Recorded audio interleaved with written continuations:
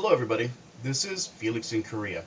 I had a request for more information on how to use Bentonite, and it's a reasonable question. I had difficulty getting it right myself the first couple times, but here's how I do it. You get a pan of water, boiling vigorously,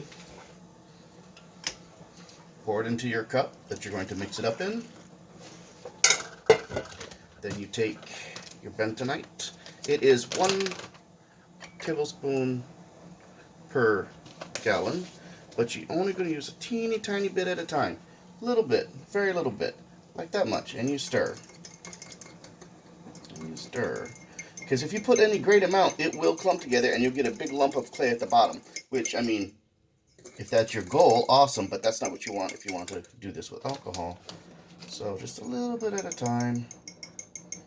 A little bit at a time. And it turns gray and you get a definite clay smell. A definite clay smell. So attractive. But very, very useful. So stir, stir, stir. Drip, drip, drip. And when I'm done stirring, I'll put it into a glass mug so you can see it. And see that it hasn't clumped up. Or shouldn't have clumped up.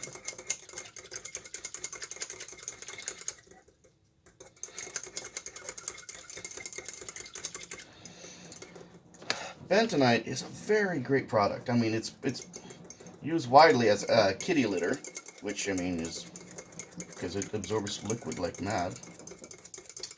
But you should only ever use food-grade Bentonite. Otherwise, you could have something you don't want in your brew. Food-grade Bentonite only.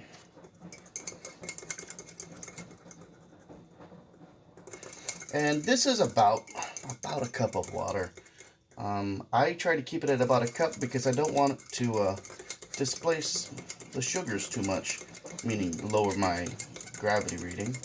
So and that would be when you do it in secondary. But for primary, it's not quite so important because you can adjust it at the time.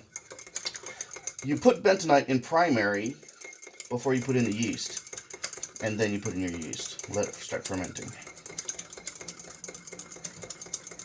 It will clarify at the end. Right now I have a piment doing it in primary, the first time I've put it in primary.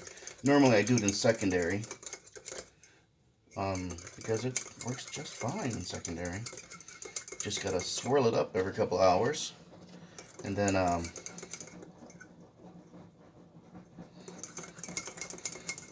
let it settle again, and then keep doing it. And every time you swirl it up, it'll bring down more, because I believe it's an ionic charge that causes the bentonite to cling to the particulates that are making your mead cloudy. And they keep working even if they've already grabbed something. So you keep swirling and it keeps grabbing more. It's clearer and clearer. Do it every couple hours for a couple of days, and then it should be fine. There we go. I'm making some mead today, so I'm going to go ahead and do this now for that. Because you want to cool down to room temperature before you use it.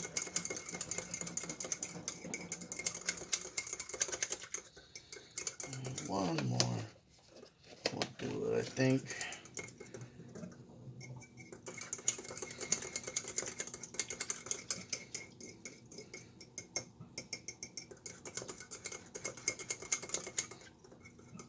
There we go.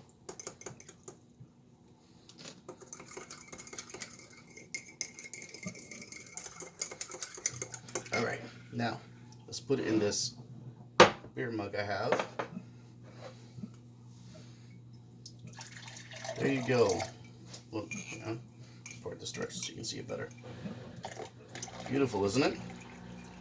And there shouldn't be much more than a few little dribs and drabs in the bottom. Didn't clump up. Lovely. So we're going to let this sit until it goes to room temperature. Alright. Like and subscribe, guys.